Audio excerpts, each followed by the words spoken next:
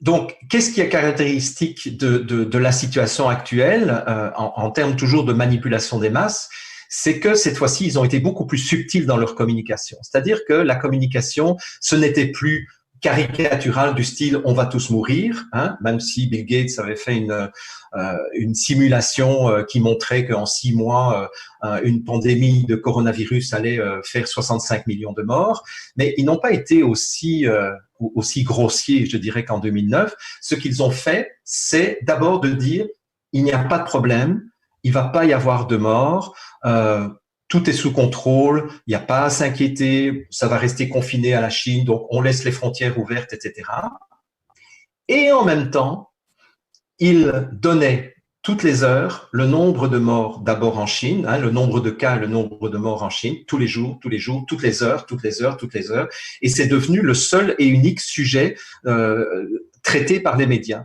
Donc, c'est ce qu'on appelle dans les jeux de pouvoir, et ça je l'enseigne à tous mes étudiants dans l'enseignement de la dynamique relationnelle systémique, qui est l'approche que j'ai créée avec ma première femme, entre 83 et 89.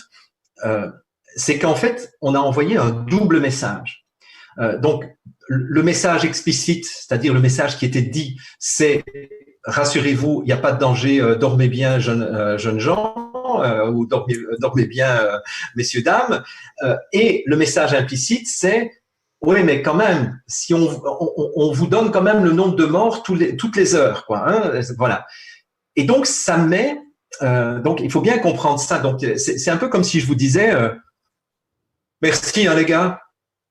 Mais merci pour votre participation à ce truc-là. Franchement, là, bravo. Donc, qu'est-ce qu'il y a? Il y a le message explicite qui dit merci, mais l'implicite, le non-verbal, dit que je suis fâché.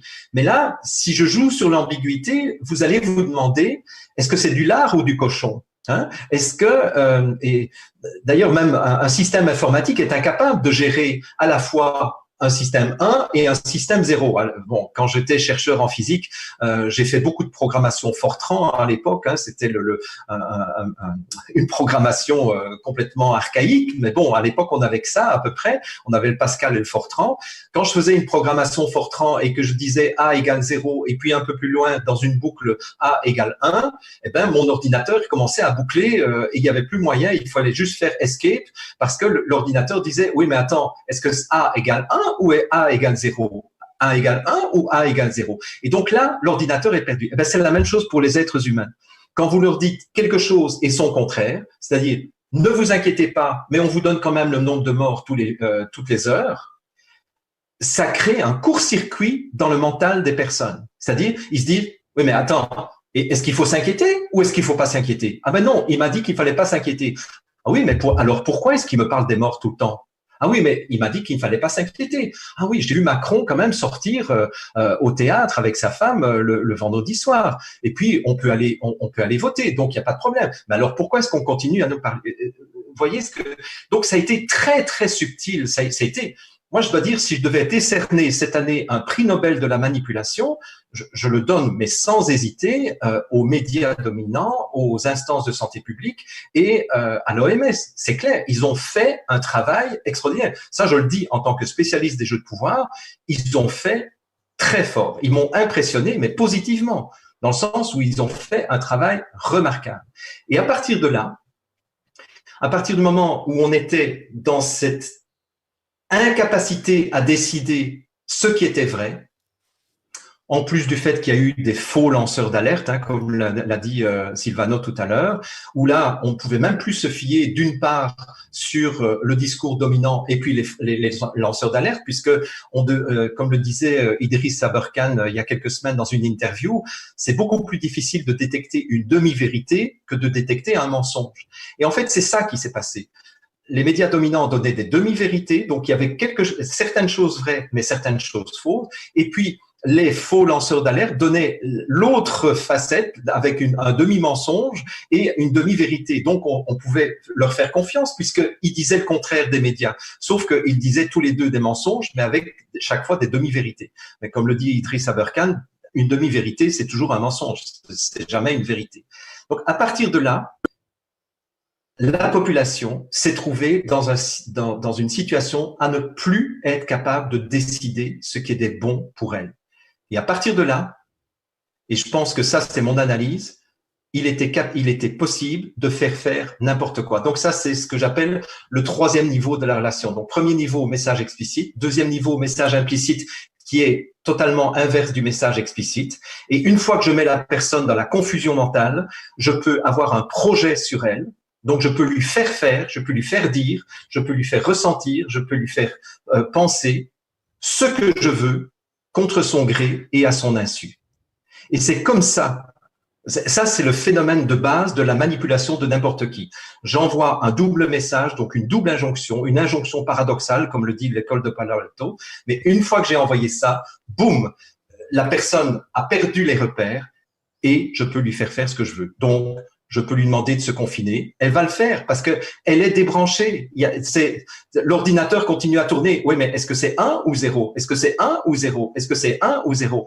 Et la plupart des personnes, peut-être même parmi celles qui nous écoutent aujourd'hui, sont encore dans ce bug informatique. Est-ce que c'est 1 ou 0? Mais finalement, est-ce que c'est dangereux? Est-ce qu'il y a un virus? Est-ce qu'il vient d'un laboratoire? Est-ce que c'est volontaire? Mais on s'en fout de tout ça. Ce qui se passe, c'est vous êtes dans la confusion mentale et pendant ce temps-là, on peut vous demander de tuer votre commerce, de tuer votre petite et moyenne entreprise pour laquelle vous vous êtes battu pendant 20, 30 ans. Eh bien, du jour au lendemain, vous arrêtez votre restaurant, vous arrêtez votre salon de coiffure, vous arrêtez toutes les choses qui faisaient du sens dans votre vie.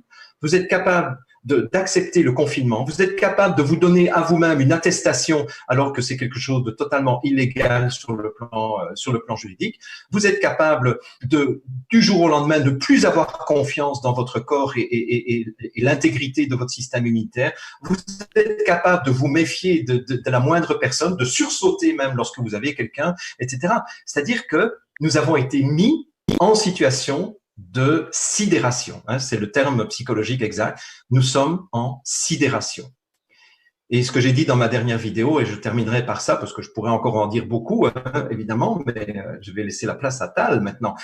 Mais dans cet état de sidération, ce que j'ai dit dans ma vidéo, c'est que même si nous sortons du confinement demain, si nous ne sortons pas du confinement mental, c'est-à-dire si nous restons encore dans ce bug, oui, mais est-ce que c'est du lard ou du cochon, est-ce que c'est du lard ou du cochon, etc.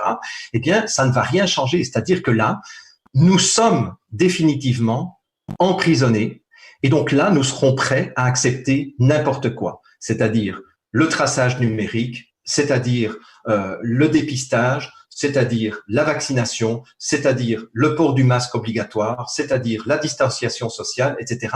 C'est-à-dire, et ça, c'est ce que Naomi Klein explique dans la stratégie du choc, c'est qu'une fois que nous sommes sidérés, eh bien, on va accepter n'importe quoi parce que on n'est plus là. C'est les Tibétains qui disent, et je terminerai par ça, lorsque le maître a quitté le temple, les crapauds peuvent l'envahir. Et le maître est le symbole de la conscience pour les Tibétains. Donc, en fait, une fois que notre conscience a quitté notre corps, eh bien, les crapauds peuvent l'envahir. Et ces crapauds, c'est quoi? C'est tout ce qu'on nous fait faire maintenant à notre insu, contre notre gré. On est en train de nous voler, on est en train de nous cambrioler, véritablement. On est en train de nous enlever des milliards d'euros au profit des milliardaires. Je pense que c'est Silvano qui disait, juste pour le mois de mars, les milliardaires, la fortune des plus grands milliardaires a augmenté de 282 milliards au mois de mars de cette année. Donc, c'est pas tout le monde. Et à côté de ça, il y a des gens qui commencent à mourir de faim. Mais voilà. Donc, la clé de notre prison se trouve à l'intérieur, mais si nous ne sortons pas de cette sidération, on risque d'avoir effectivement des choses que nous allons accepter collectivement et qui vont être un véritable carnage au niveau de nos libertés. Voilà, je m'arrête là.